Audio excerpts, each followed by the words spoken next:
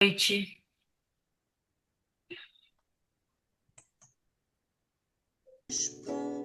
Aí que acontece alguma coisa. Com seus lábios em abraços de amor, eu te agradeço, Senhor, por mais um dia de vida, pelo corpo instrumento divino do bem, no trabalho em busca da paz, pelo lar, pelo pão, pelos pais e irmãos, pela força da fé que me anima a seguir o caminho da perfeição.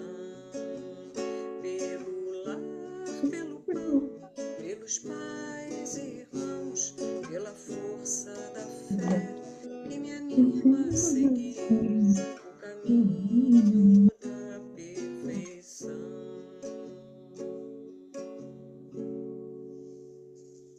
Boa noite, Wellington. Boa noite.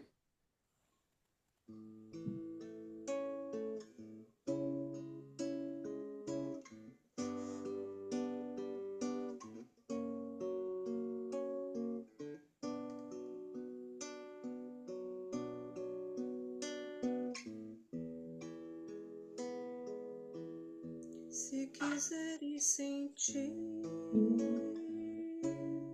a paz dentro de ti, escuta, meu irmão, faz silêncio e espera que volte a primavera com a força da oração. Transforma teu soluço em riso de esperança do amanhã que vem.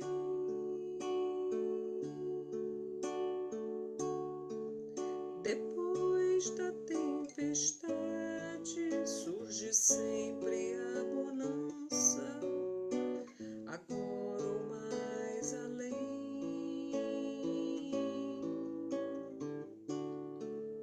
Em tua longa estrada, só tu tens o poder de transformar espinhos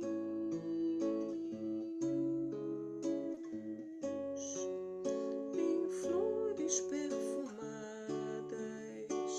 que ao sol da confiança enfeitam teus caminhos.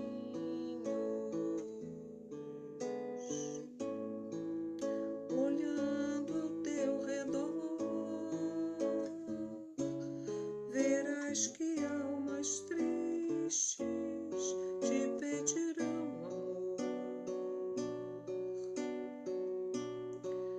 Tua tristeza esquece, sorri, ampare, aquece, seja o irmão quem for,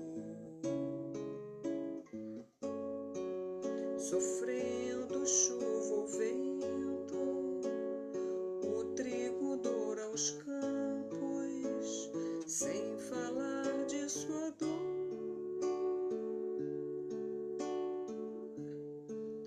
E quando a nuvem passa, a terra generosa desabotoa em flor.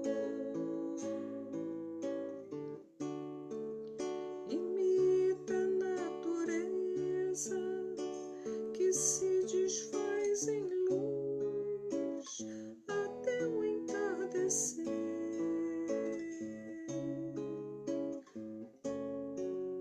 E quando a noite chega, o céu acende estrelas até o amanhecer.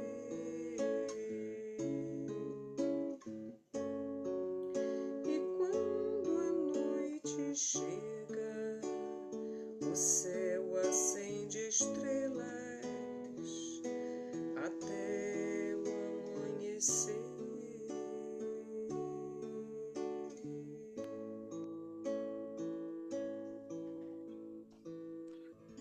Bom, amigos, boa noite, sejam todos bem-vindos.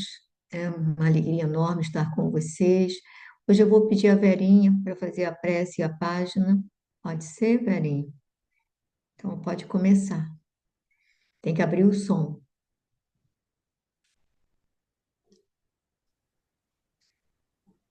Amigo Jesus, nesse momento em que estamos reunidos para mais uma reunião, te pedimos que possa nos envolver em seu abraço de amor, envolver a toda a nossa família, todos, a toda a humanidade, tão sofredora ainda, por falta de entendimento, por ainda não te compreender, Jesus. Que possamos nos esclarecer com a leitura do livro Fonte Viva, com o estudo do livro Missionários da Luz, que possamos também ter a ajuda dos nossos amigos da espiritualidade maior, que com certeza estarão conosco também nesses momentos de aprendizado. E assim te agradecemos pela vida, por essa doutrina de amor que nos mostra o caminho a seguir. Que assim seja, graças a Deus. É a número 49, não é, Pepe? Sim, sim, sim. Então, deixa eu pegar aqui.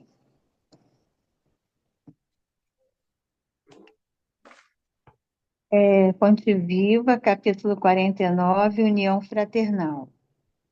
Procurando guardar a unidade do Espírito pelo vínculo da paz. Paulo, Efésios, capítulo 4, versículo 3. À frente de teus olhos, 1000 caminhos se disseram, cada vez que te lembras de fixar a vanguarda distante. São milhões de sendas que marginam a tua. Não ouvides a estrada que te é própria e avança destemeroso. Estimarias, talvez, que todas as rotas se subordinassem à tua, e reporta-te a união, como se os demais viajores da vida devessem gravitar ao redor de teus passos. Une-te aos outros sem exigir que os outros se unam a ti. Procura o que seja útil e belo, santo e sublime, e segue adiante. A nascente busca o regato procura o rio liga-se ao mar. Não nos esqueçamos de que a unidade espiritual é serviço básico da paz. Observas o irmão que se devota às crianças? Reparas o companheiro que se dispôs a ajudar os doentes? Identificas o cuidado daquele que se desfaz, que se fez o amigo dos velhos e dos doentes?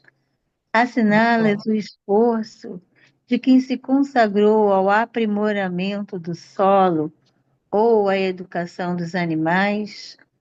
Aprecias o serviço daquele que se converteu em doutrinador na extensão do bem?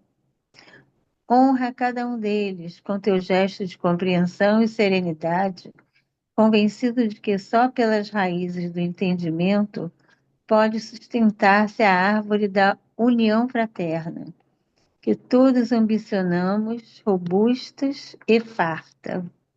Não admitas que os outros estejam enxergando a vida através de teus olhos. A evolução é escada infinita. Cada qual abrange a paisagem de acordo com o degrau em que se coloca. Aproxima-te de cada servidor do bem, oferecendo-lhe o melhor que puderes, e ele te responderá com a sua melhor parte. A guerra é sempre o fruto venenoso da violência. A contenda estéril é resultado da imposição. A união fraternal é o sonho sublime da alma humana. Entretanto, não se realizará sem que nos respeitemos uns aos outros, cultivando a harmonia à face do ambiente a que fomos chamados a servir. Somente alcançaremos semelhante realização procurando guardar a unidade do espírito pelo vínculo da paz. É uma mensagem muito boa, como sempre, né? Todas as mensagens dos livros de Emmanuel, que Emmanuel escreve, são muito boas e são sempre exemplos para nós. Porque ele fala da estrada de cada um, né? Da sua caminhada.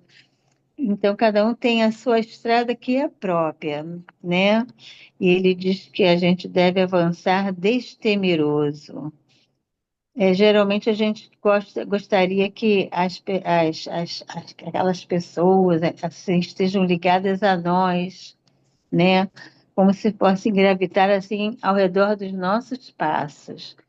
Mas o que ele fala aqui é que a gente não deve exigir que os outros se unam a nós, que nós é que devemos procurar que seja útil e belo, santo e sublime e seguir adiante. E aí ele fala, né, daqueles espíritos que já trabalham no bem, na senda de Jesus. Então fala, né, do irmão que se devota à criança, daqueles que ajudam os doentes, daqueles que também são amigos dos velhos e dos jovens, aqueles que cuidam dos animais e cuidam das plantas, né, se aprimoram cuidando das plantas, dos vegetais, né? Aquele que é um doutrinador na extensão do bem. Então, ele fala desses exemplos para a gente poder observar e tentar seguir esses passos, né? Honra cada um com seu gesto de compreensão e serenidade.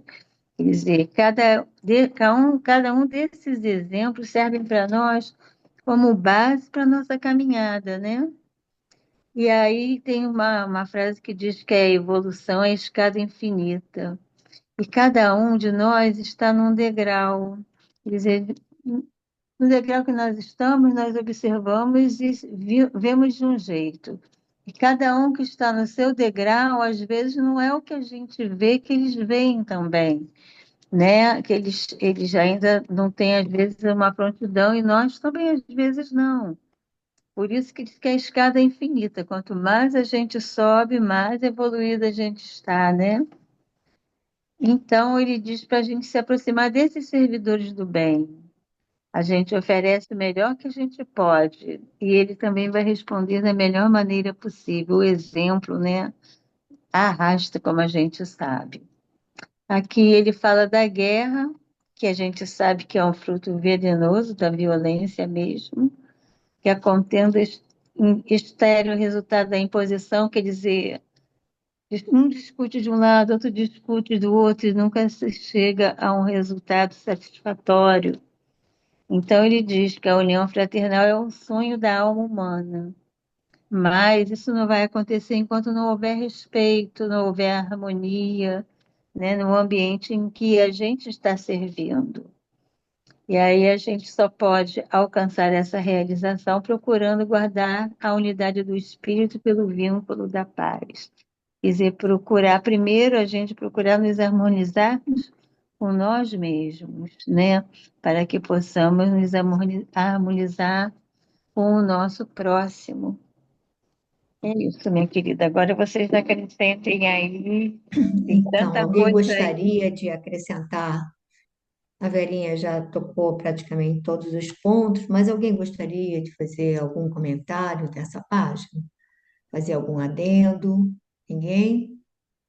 Ninguém quer falar nada? Então, vamos para Missionários da Luz, porque o tema é bem rico, bem denso, tem muita coisa para.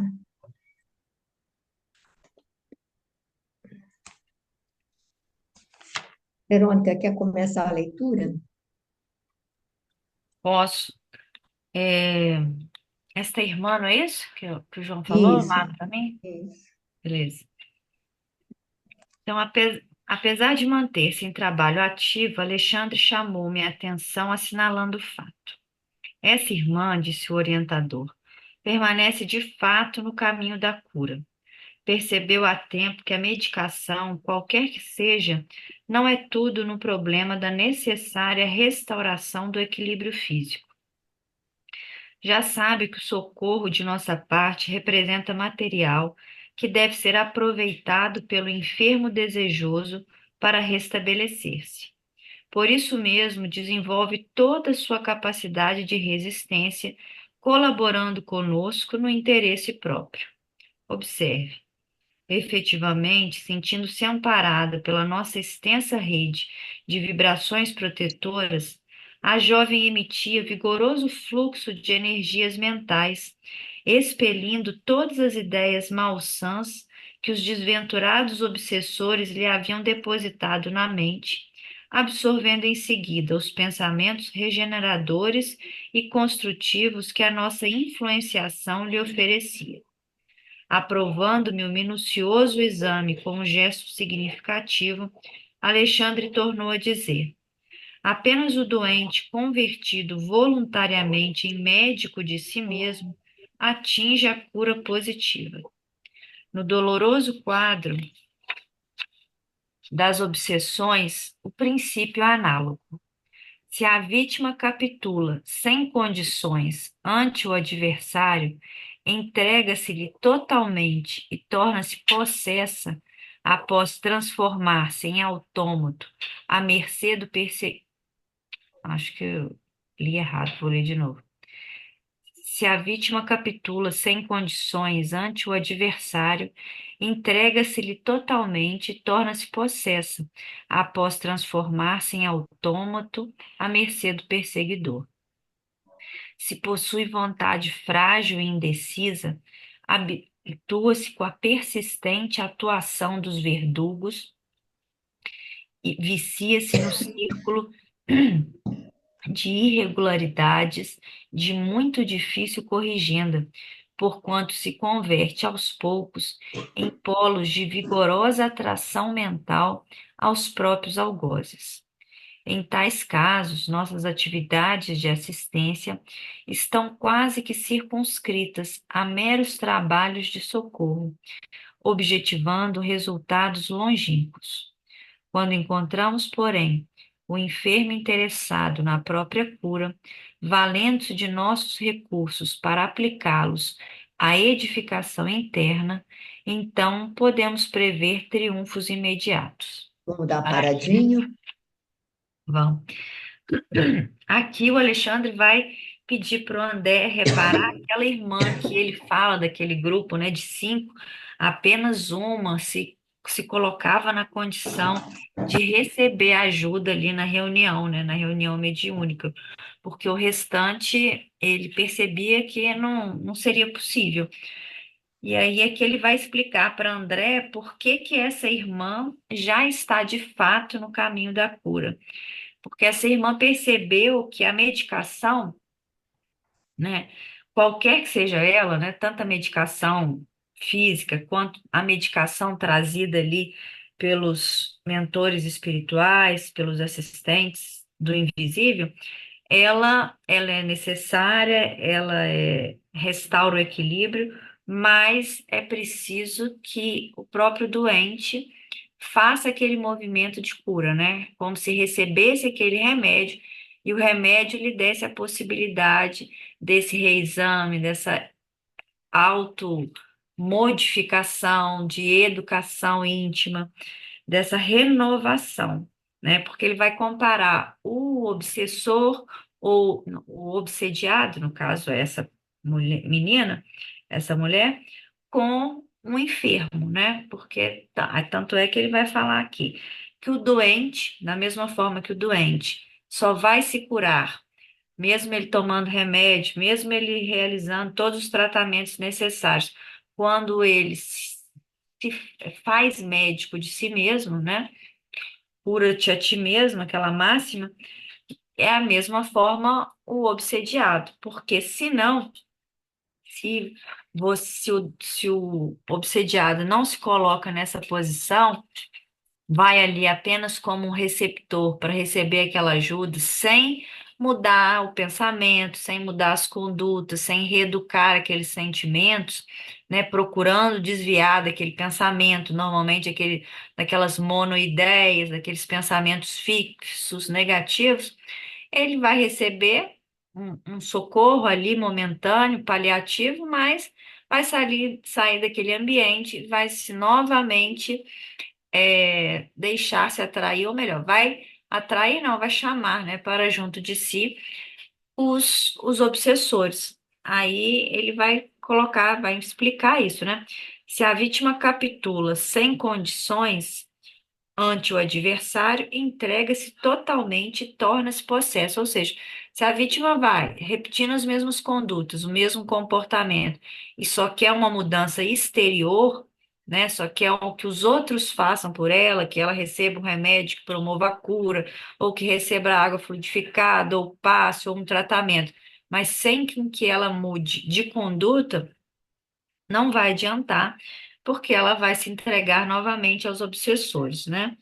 Da mesma forma que ele vai colocar vontade frágil e indecisa, habitua-se persistente à atuação dos verdugos e vicia-se nos círculos de irregularidades de muito difícil corrigenda. Acho que chega a um ponto em que o próprio obsediado, ele não consegue ficar sem talvez aquela presença dos obsessores. Aquilo lhe começa a ser, se for muito grave, condição essencial, até para ele sentir bem, às vezes afastado daquela situação, daqueles obsessores, né? A gente vê alguns exemplos que pode até desencarnar, pode até se começar a sentir mal, ao invés de sentir bem, né?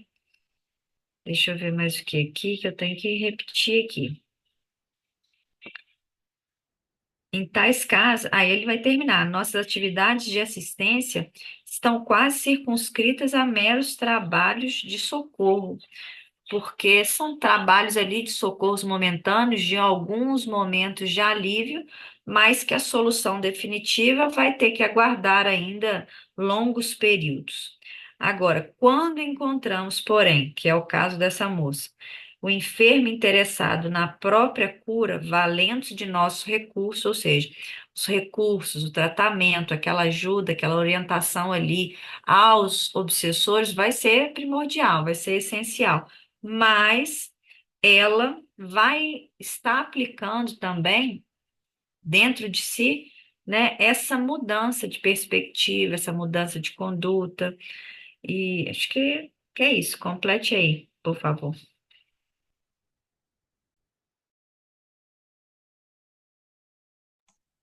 Alguém gostaria de fazer algum comentário?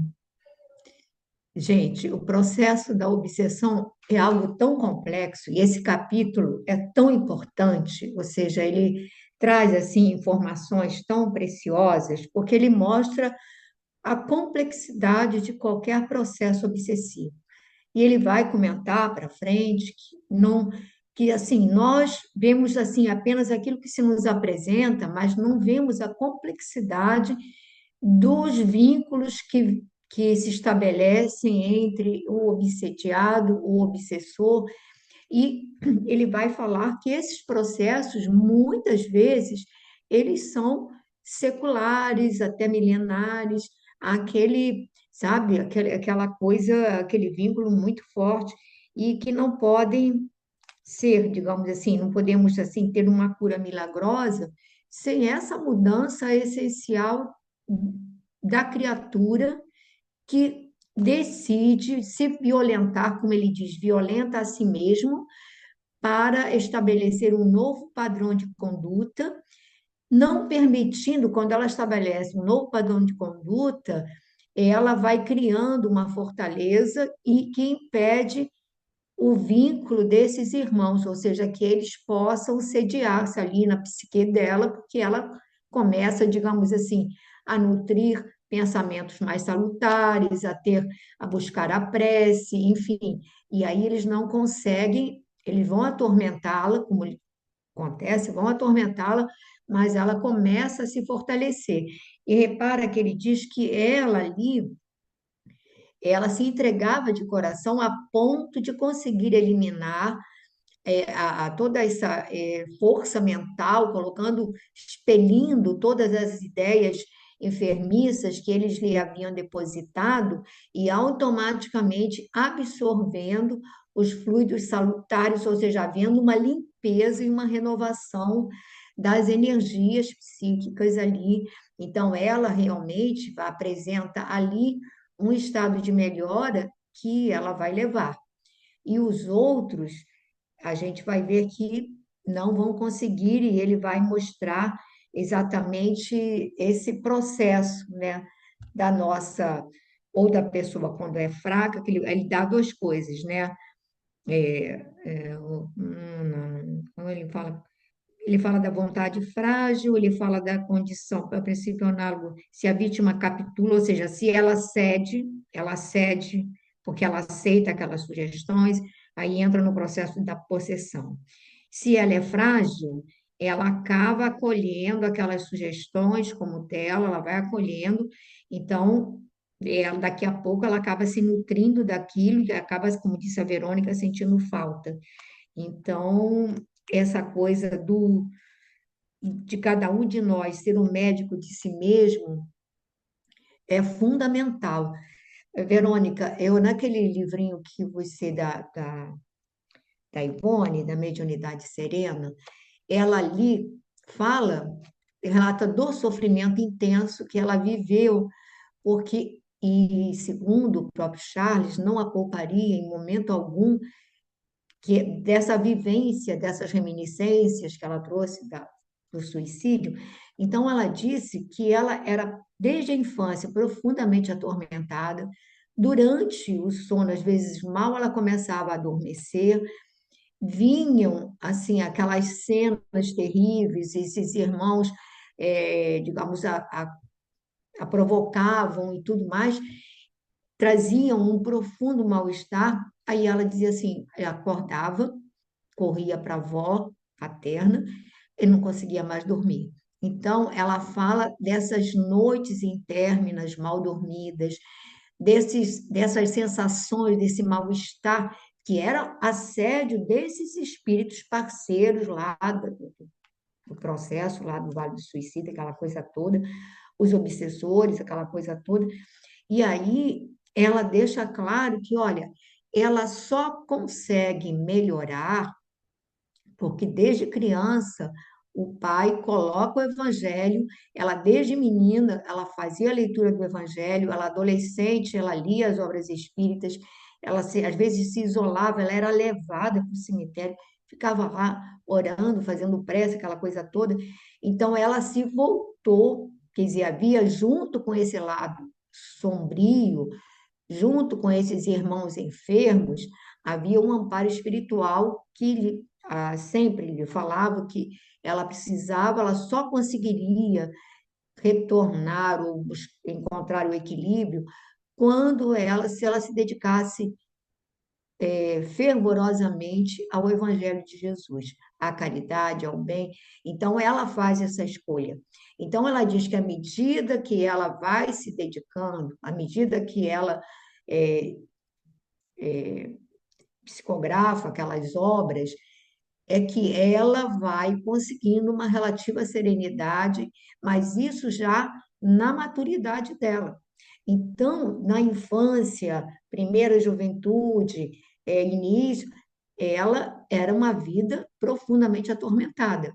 Junto com o amparo espiritual, havia esse assédio e eles faziam questão que ela testemunhasse essa determinação da escolha do bem, né? E aí a gente viu o resultado desse trabalho maravilhoso dela e, ao mesmo tempo, a redenção dessa alma. Então, isso nos mostra que é possível, mas é preciso que realmente a pessoa esteja cansada daquele sofrimento, já não suporte mais aquele tipo de queda, porque ela não foi suicida uma única vez. Pelo menos a gente tem relato de dois episódios se repetindo.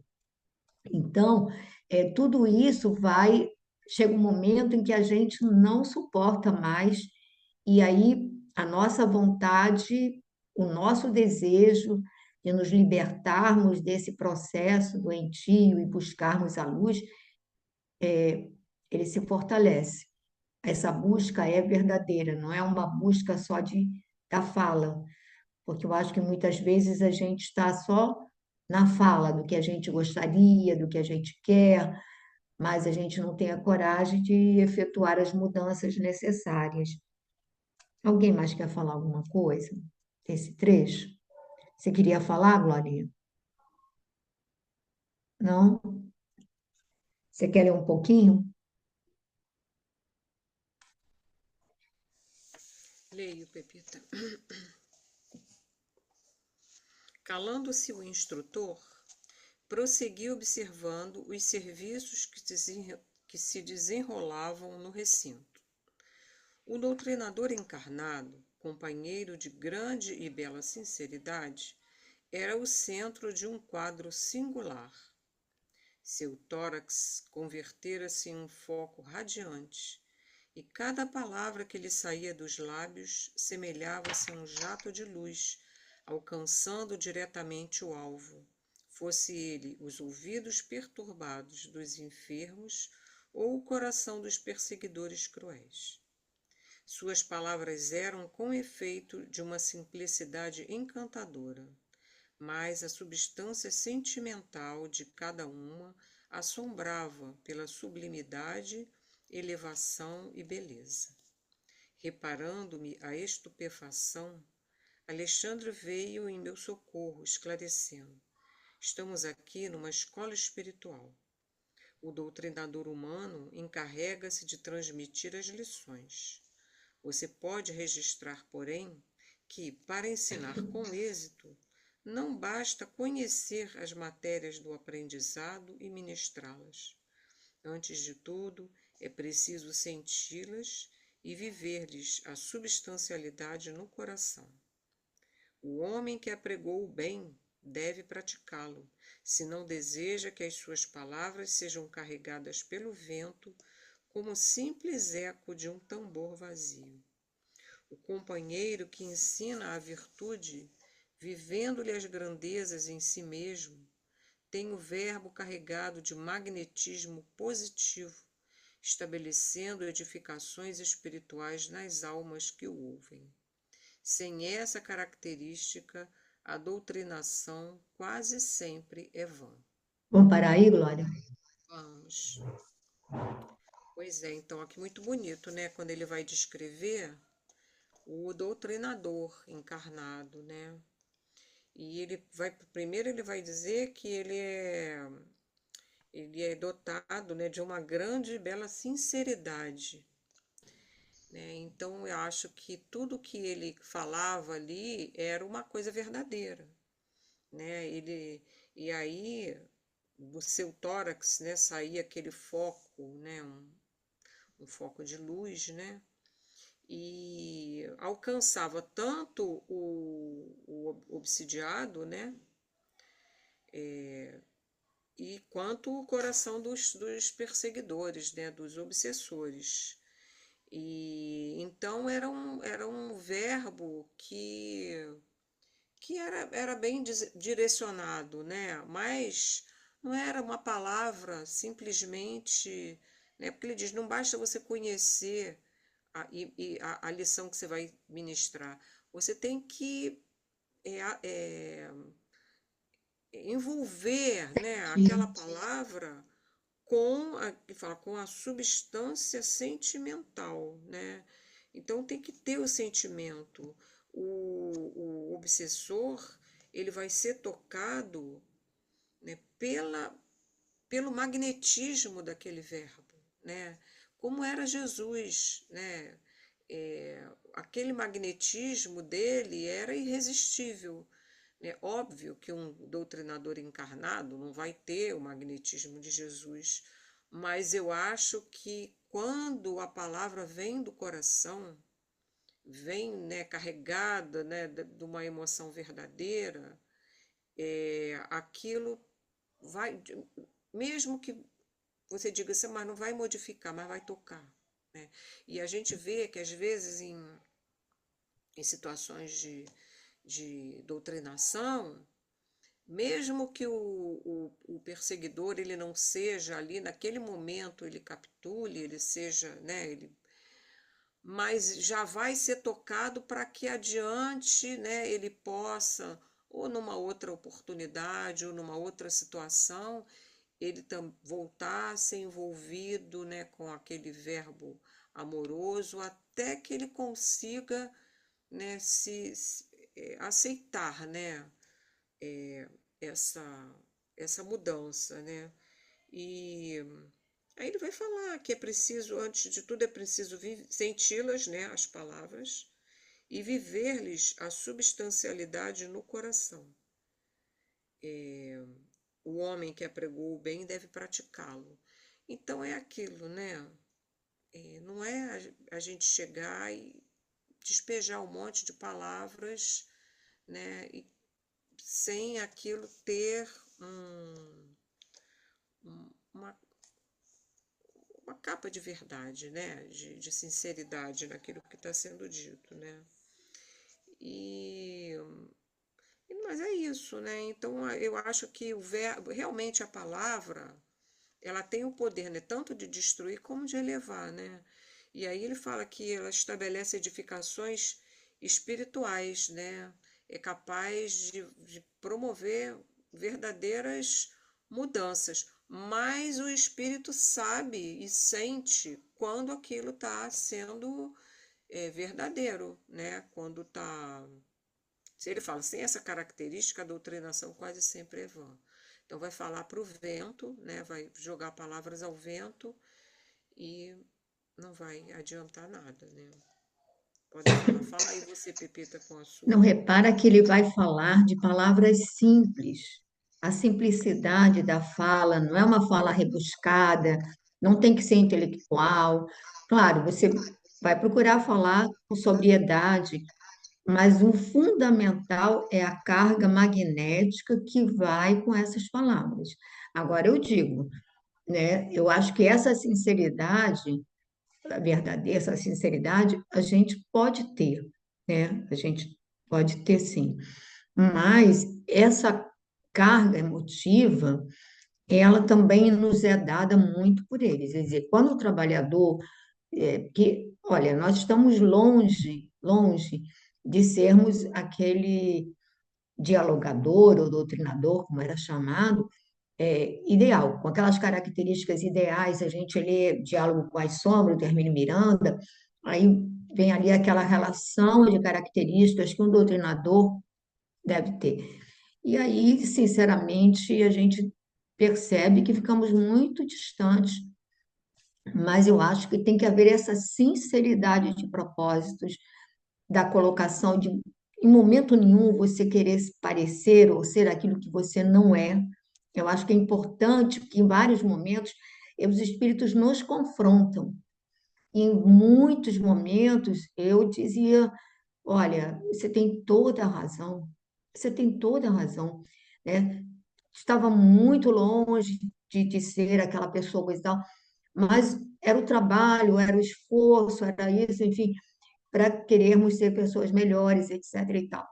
E claro que a gente, quando faz aquilo de sentido, que você se emociona muito, a emoção, ele percebe a verdade daquilo, acaba sendo também, de uma certa maneira, contagiado, mas eu acho que cada vez mais eu vejo que, na realidade, é um processo mediúnico. A gente não está sozinho, porque às vezes a carga emotiva é tão sublime que não é nossa, não é nossa. Com certeza não é nossa.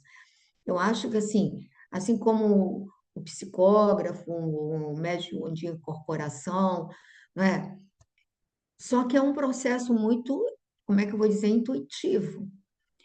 Aconteceu uma vez que nós tivemos assim várias passividades. Foi assim algo assim muito tocante, cada uma de uma característica diferente, mas totalmente diferente. Numa vinha a autoridade, a envolvente, aquela coisa toda, na outra vinha a poetisa. Gente, era um negócio assim de envolver assim aquela. foram 4 situações totalmente, mas não tinha nada a ver, perfis totalmente diferentes. E aí, aquele dia eu fiquei me questionando, falei, com certeza, claro que não, sabe? E aí você vê o seguinte, a espiritualidade, aquela história do burrico. Você precisava de alguém para fazer o transporte, não tem ninguém, mas tem um burrico lá manco, mas ele, sabe, é manso, então vamos usar o burrico. Então eu vejo assim que toda vez que se a gente for mesmo um burrico manco, estropiado, mas não esforcear, não for rebelde, e a espiritual e for procurar ser sincero, eu acho que essa característica a gente tem que se esforçar, assim, de fazer a meia culpa, da gente se colocar como é, né? Aí às vezes a gente chora, o espírito chora também, e a gente vai levando. Mas eu acho que atribuo muito, muito não, 99% deles, 1% E é da tem gente. também, né, Pepita, eu penso, a questão da empatia, né?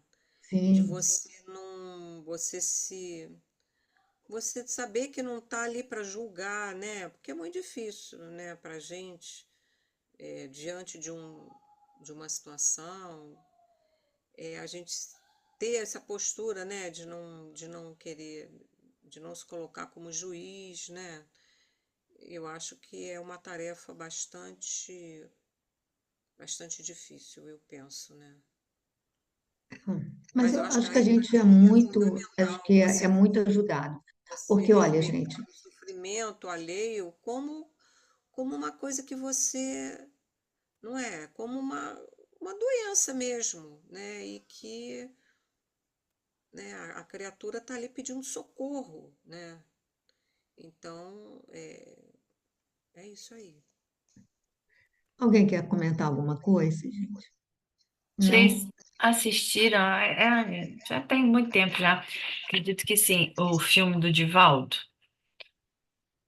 Sabe que eu não assisti? Porque para mim ele é o melhor filme espírita de todos. Não tem nem comparação com Nosso Lar, os outros, em termos doutrinários, entendeu?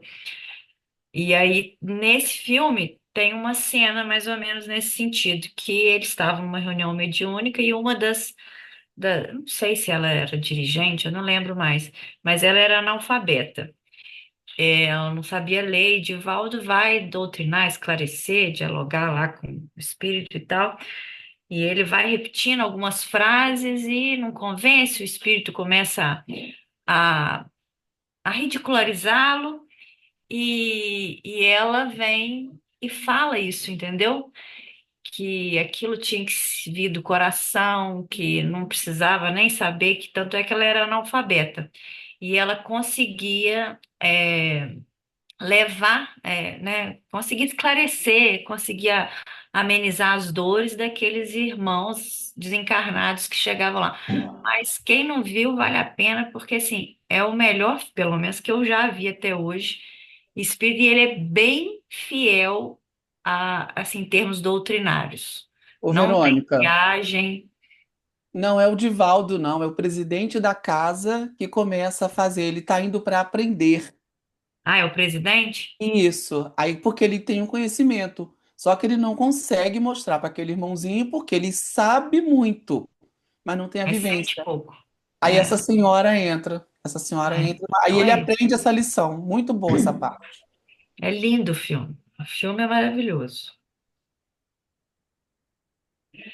Bom, eu acho que realmente assim é algo assim muito emocionante, muito, muito emocionante. E eu acho que assim é uma dádiva que a espiritualidade nos concede. E aí a gente descobre que não é, porque quando eu lia o Hermínio Miranda, aquela série toda que ele tem, histórias que os espíritos contaram, a irmã do Vizir, são os 4, né, sobre. Eu dizia, gente, que coisa impressionante. Nossa, eu ficava, como é que ele sabia, como é que ele era intuído, como é que. Gente, aí depois a gente via acontecendo a história vinha inteira. Você via a cena, você via a situação, você fazia regressão. A gente cansou de fazer regressão com o espírito para levar lá atrás, para ver, coisa e tal. Mas é porque havia um trabalho, alguém fazia isso. Porque como é que a gente ia conseguir drenar, digamos assim, aquele tumor ali espiritual? A gente era levado, a história vinha. Aí você começava a falar daquela situação, aí o espírito capitulava, porque aquilo vinha todo. Então, eu acho que realmente é um trabalho da espiritualidade, é um trabalho assim que a gente é só instrumento. É deles, né? Eu acho. O mérito é deles. João, quer ler um pouquinho? João está muito pensativo. Tô não, o assunto é sério, né? Vendo o quadro expressivo, analisado pelos esclarecimentos do instrutor, compreendi que o contágio pelo exemplo não constitui fenômeno puramente ideológico, mas sim que é um fato científico nas manifestações magnético-mentais, com exceção da pobre irmã, que se encontrava possessa, os demais obsidiados, naqueles momentos, ficavam livres da influência direta dos perseguidores. Entretanto, menos a jovem que reagia valorosamente, os outros apresentavam singular inquietude, ansiosos de se reunirem de novo ao campo de atração dos algozes. Auxiliares nossos haviam arrebatado os verdugos, expulsando-os daqueles corpos enfermos e atormentados. Todavia, os interessados nas melhoras físico-psíquicas primavam pela ausência íntima, conservando-se a longa distância espiritual dos ensinamentos que o doutrinador encarnado, ao influxo dos mentores de mais alto, ministrava com admirável sentimento. A atitude deles era de insatisfação e ansiedade.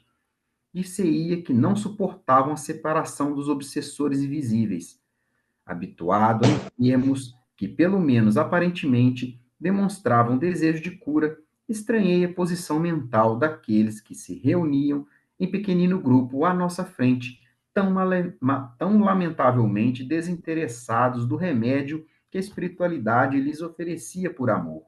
Vamos parar aí, João? Aham. Tá. Aqui tem várias, né, situações diversas aqui, né, nessa reunião. Primeiramente, esse primeiro parágrafo, né, é aquilo que a gente sabe, né, que a fala às vezes pode até convencer, né, mas que é o exemplo que arrasta, né. Então, ele fala que o contágio pelo exemplo não constitui fenômeno puramente ideológico, mas sim que é um fato científico nas manifestações magnético-mentais. Então, exatamente, você pode estar falando, mas aquilo for só casca, né? Meramente palavras jogadas ao vento, não vai impactar em nada. Então, é o contrário desse doutrinador encarnado aqui, né? Que, pelo que a gente lê aqui, vivencia aquilo que ele fala. Então, aquilo que ele está falando não é só da boca para fora, vem de dentro, né? É da força do exemplo, é da força da vivência. Então, que se cria, né? Essas manifestações magnéticas que a gente que está ali, principalmente aqueles que estão ali com vontade de receber aqueles ensinamentos, que estão ali numa busca sincera de cura, né?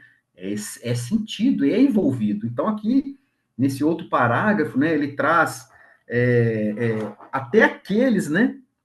Ele fala dessa irmã, né, que, coitada, né, se encontrava possessa, né? Os demais obsidiados naqueles momentos ficavam livres da influência direta dos perseguidores.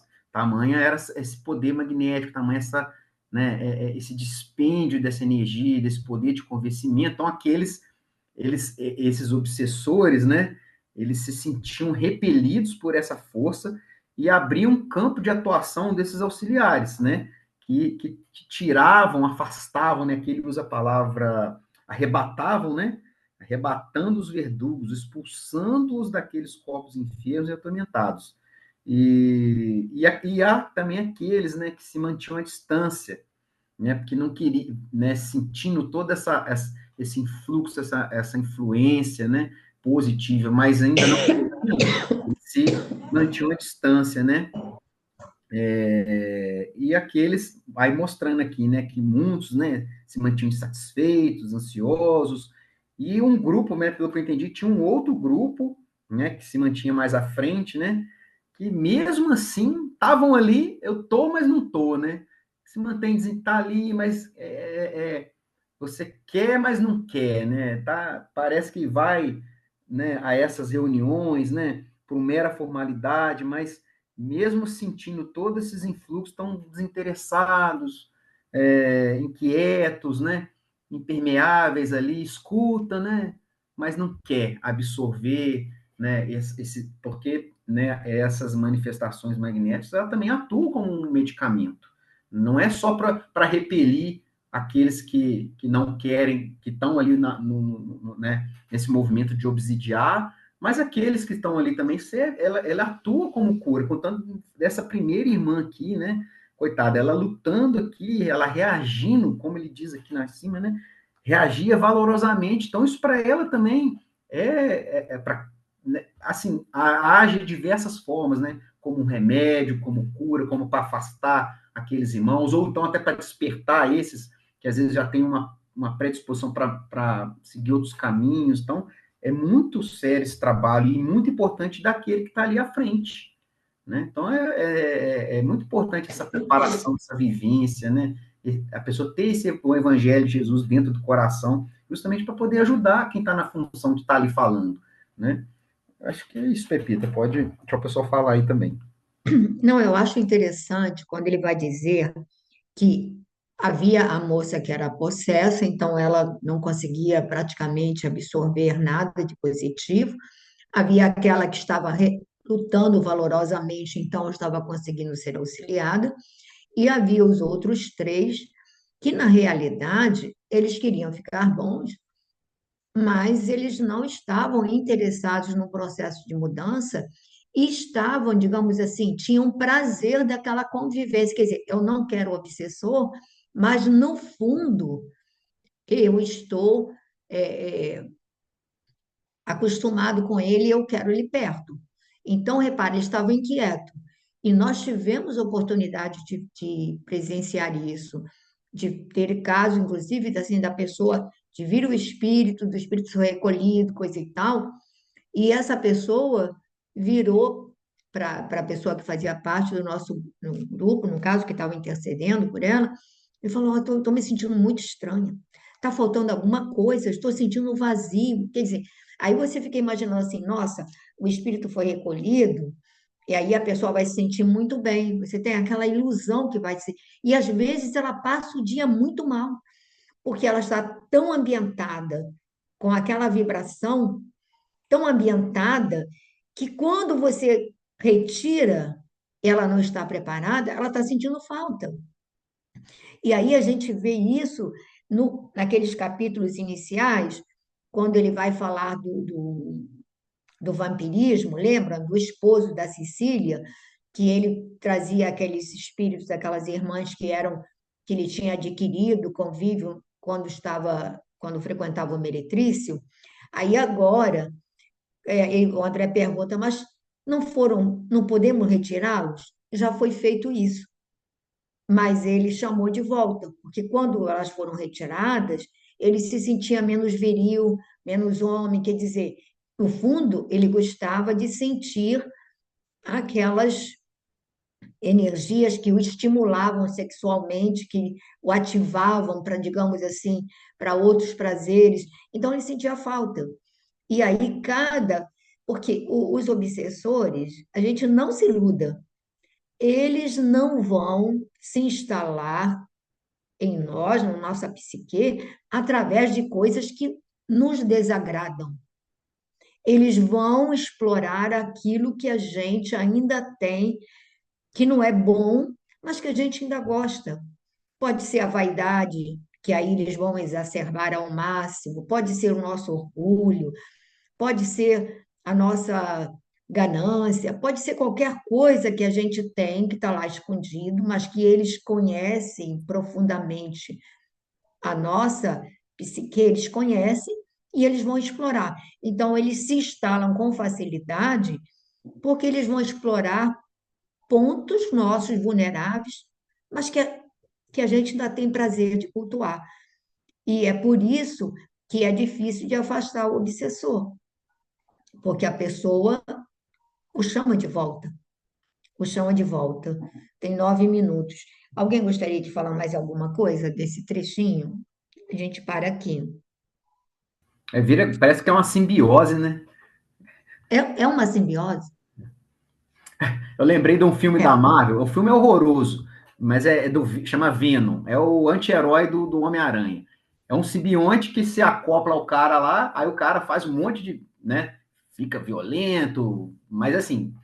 E ele são 3 filmes, né? Eu não vi os filmes, mas assim, isso aí da história, né? Ele fica passando os 3 filmes para ficar livre do simbionte lá que acoplava ele e virava um só. Aí, no último filme, quando ele se vê livre dele, ele começa a sentir falta dele. Eu lembrei do filme.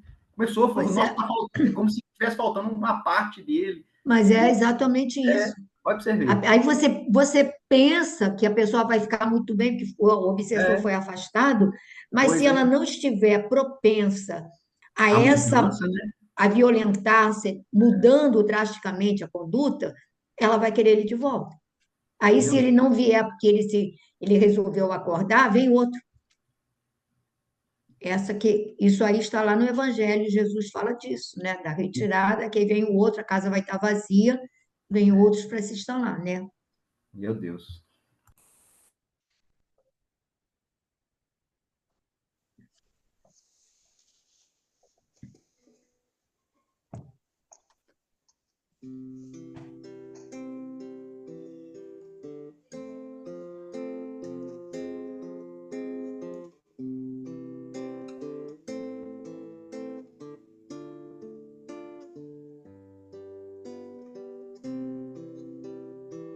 Que tudo me aproxime de ti, Senhor, de ti, Senhor, de ti, Senhor.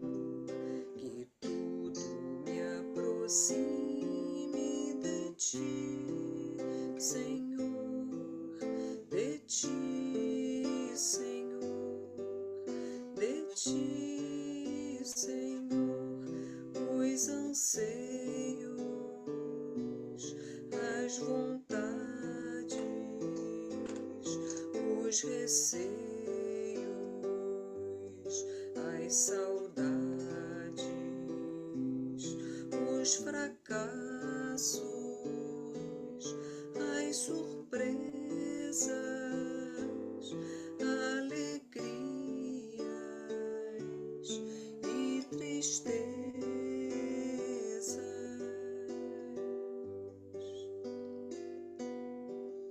Que tudo me aproxime de ti, Senhor, de ti, Senhor, de ti, Senhor. Que tudo me aproxime de ti, Senhor, de ti, Senhor, de ti, Senhor, os amores, as lembranças, os temores e esperanças, as jornadas cansativas, sonhos mortos, dores vivas.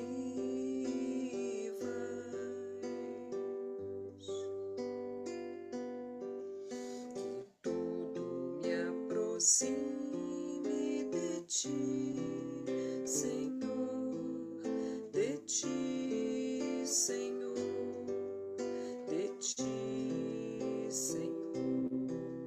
Que tudo me aproxime de ti, Senhor, de ti, Senhor, de ti, Senhor.